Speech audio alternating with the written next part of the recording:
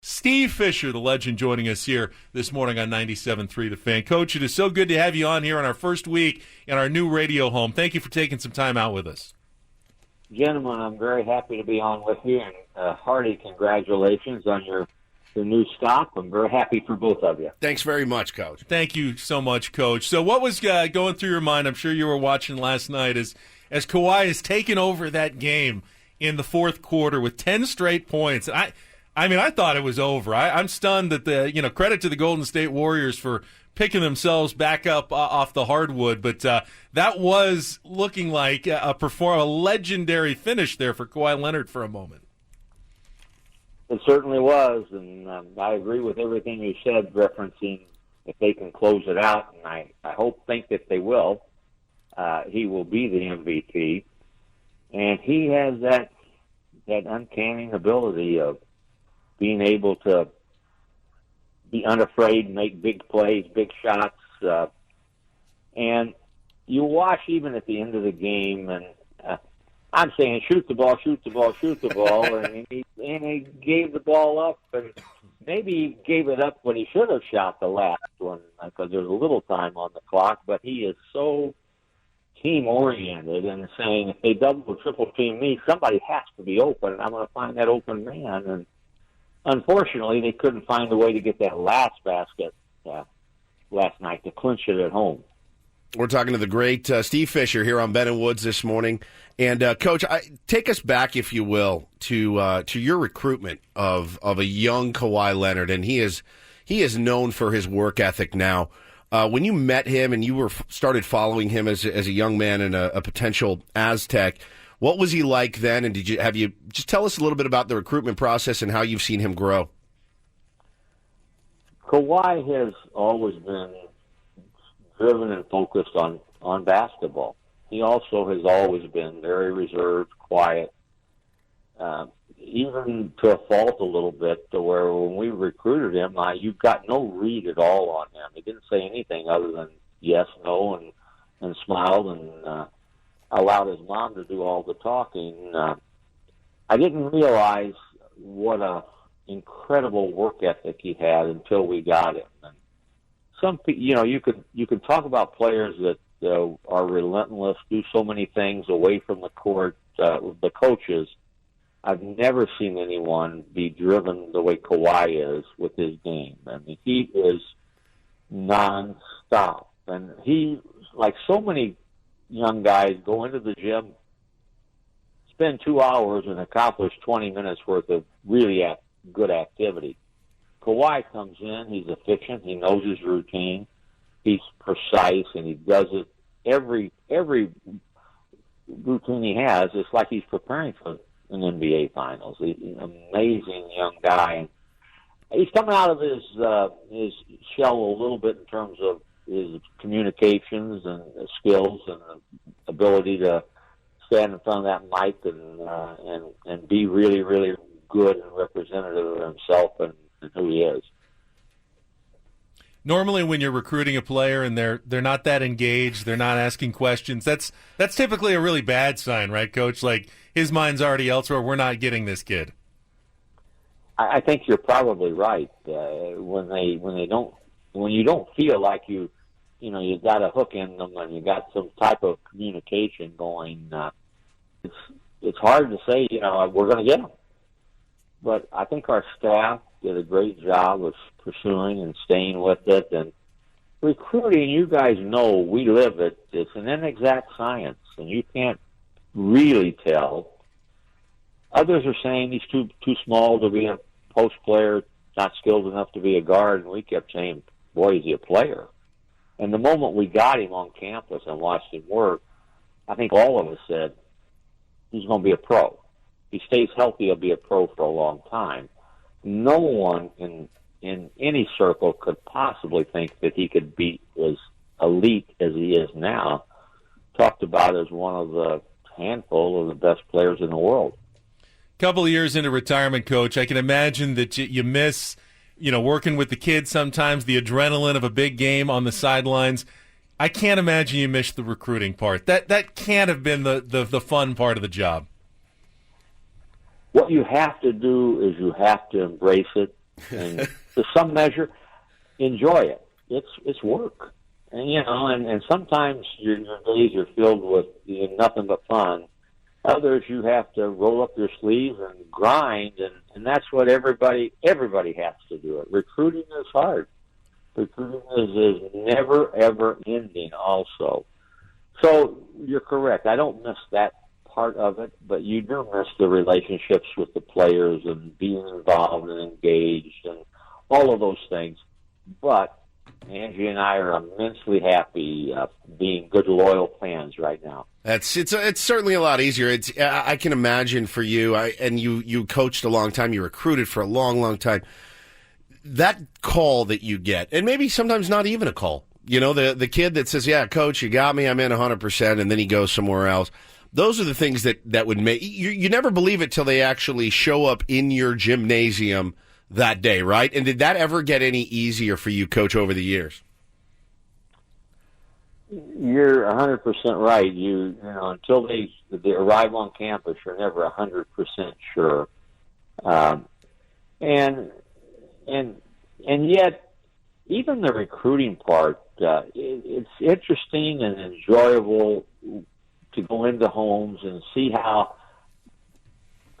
families are going to react. And, I remember, when we first got here, we sold where we came from. And I said, if in 3 or 4 years I'm still talking Fab Five, first sentence, first paragraph, we're not doing a good enough job here. But we used that to get into homes of really good players, and then it led to getting Randy Holcomb and some of the guys, and then it led to, obviously, Kawhi. And now, when San Diego State shows up, everybody wants to hear about the recruitment of Kawhi Leonard, and it is quiet as everybody says. So you have to enjoy even the recruiting part of it, even though it's hard.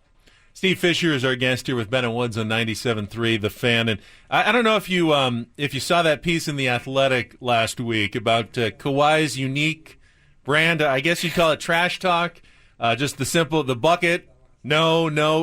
Did you see that? And were those stories true about how Kawhi didn't really understand why he had to help on defense, why everyone couldn't just guard their man the way that he did, and he didn't understand how good he actually was?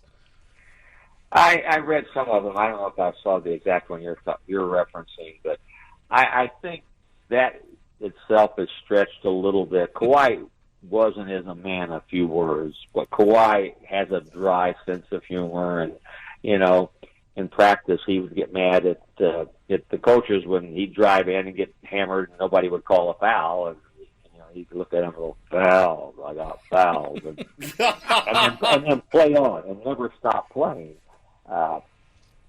But in his own little world with his friends on the team, he could do just what some of the things referenced in terms of how he acted, reacted, and what allowed him to smile and have fun. But the one thing that never ended and never wavered was his, I want to win. I want to win. I want to win. I want to win. He didn't care if he scored 15 or 35. If he won, he was a happy camper. And to be honest, you can't say that with a lot of players, especially really good players. They get so self-centered and want to be the center of attention that they become more about me than about we. And Kawhi never has done that. Even as, we spoke earlier, right now, all he wants to do is win. We are talking to the great Steve Fisher here on Ben and Woods this morning. And, Coach, just wanted to get a quick comment from you, too. Juwan Howard getting the Michigan job, which was yours, and you coached the Fab Five, and he was one of your guys. How excited were you for him? Very much so. I harken back to 1990, 1991 when we recruited him. And now to see what he's accomplished in I believe, a 19-year NBA career, yep, and have an opportunity to go back where he started it all in college. I'm excited for him, happy for him. He will do a great job. I think the first order of business for him was to put together a staff, and I was really, really happy when he hired Phil Martelli, who's a friend of mine, longtime coach of St. Joseph's, to be his right-hand person, and Phil will be great for him. Juwan will do a great job, and I told him I'm here for you in any way I can be able to assist. How close do you? I mean, you see Jalen Rose. Obviously, he's on television, and Chris Webber. How close do you stay and in contact with some of the Fab Five? I think even when you don't talk, you feel a connection. I probably speak with Jalen more than I do the others, and yet I hear from all of them. And with Juwan when he got the job, even though he had hundreds of text messages and calls, I left him one and said, when you get time, and I heard from him within 24 hours. And so I think they know that you're there and you care, and vice versa, and it's a really nice feeling. And it's not just with the celebrated stars of the past, it's with all of them. I'm very, very close with a lot of the former managers that we had, both at Michigan and here at San Diego State, and I think that's all part of the things that drive you to kind of want to really stay in the business, and you feel like you have a little part in how they develop in their lives, and you want to stay that way. So we've gone to a lot of weddings, unfortunately gone to a couple of funerals, and it's a relationship that goes on and on and on and on and on, and I'm very proud of that relationship. Last thing for me, Coach, because I brought this up yesterday, and I just wanted to get your opinion. Clearly, having a guy like Kawhi Leonard representing San Diego State in the NBA is great for the program. It's great for Dutch to be able to point to him, to be able to say, hey, he's back on campus, during the summer. He's going to be working out. But because of his personality and the way he is and being reserved, is Kawhi Leonard a guy who can help with recruiting? Is that an advantage for Brian Dutcher and how he can use that to try to bring in new basketball players to San Diego State? It's a huge advantage. Technically, with all these nutty NCAA rules, Kawhi's not allowed to sit and talk with recruits. He would be called a representative, quote unquote. But when you mention Kawhi Leonard, San Diego State, the ears perk up, eyes glare right at you, and you get everybody's attention. So without saying a word, he's an immense help to the Aztecs.